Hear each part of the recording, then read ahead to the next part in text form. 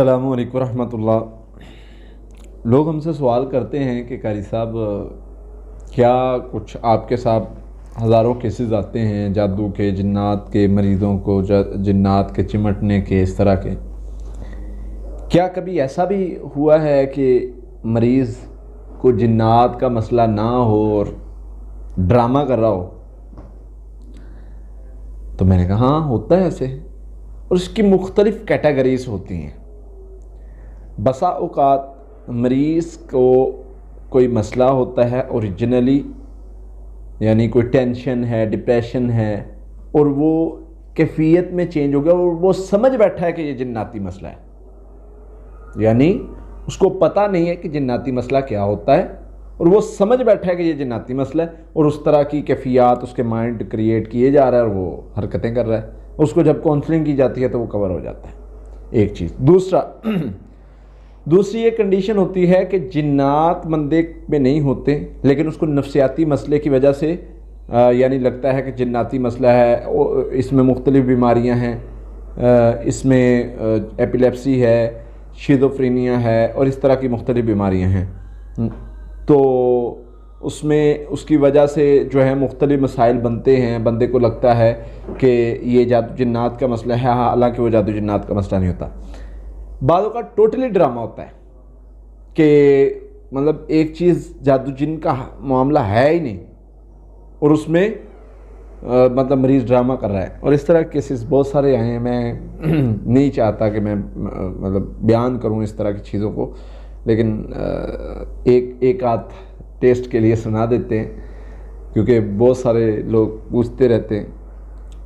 बहुत सारे केसेस आए और हमने उनको पकड़ा, लेकिन मेरी अल्हम्दुलिल्लाह होती है कि मैं उसको बयान ना करूं या बताऊं ना।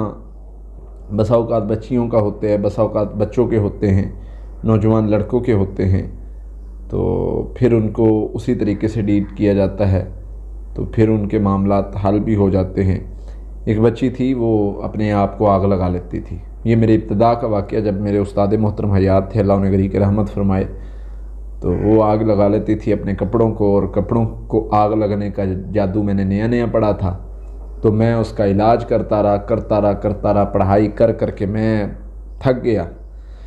तो तब मुझे पता चला कि ऐसे भी हो जाता है।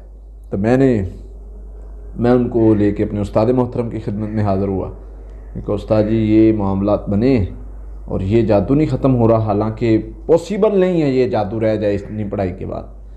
तो मुझे कहते, पुत्र तशखीस की थी आपने? मैं कहा उस्ताद जी, इंदे विच तशखीस करने की केड़ी लोड़ है, मतलब इसमें तशखीस करने की ज़रूरत ही नहीं पड़ती, क्योंकि ये कंडीशन ही सामने नज़र आ रही है कि जिन्नात आते हैं, उसके घर के सामान को या उसके कपड़ों को आग लगा देते हैं। तो जब उन्होंने तशखीस की, पढ़ाई की, तो बताया कि वो मसला हल हो गया, बच्ची ठीक हो गई। तो मरीज़ों के सामने तो नहीं मैंने पूछा, लेकिन कुछ दिन बाद मैंने कहा उस्ताद जी, मामला क्या था, कौन सा वो ऐसा पहलू था जो मैं छोड़ रहा था, मुझे पता चले, ताकि आने वाले वक्त में मैं इस चीज़ मतलब इसका ख्याल रख सकूं।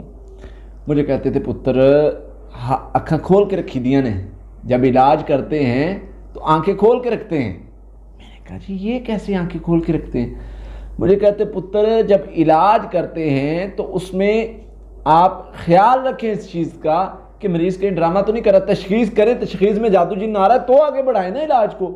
आपने तशखीस की नहीं, डायरेक्ट आग लगने को देख के आप जादू का इलाज करने चल पड़े। तशखीस की होती, पता चल जाता है ये जादू नहीं है, अच्छा कोई और चक्कर है, उस पर नज़र दौड़ाते तो पता चल जाता।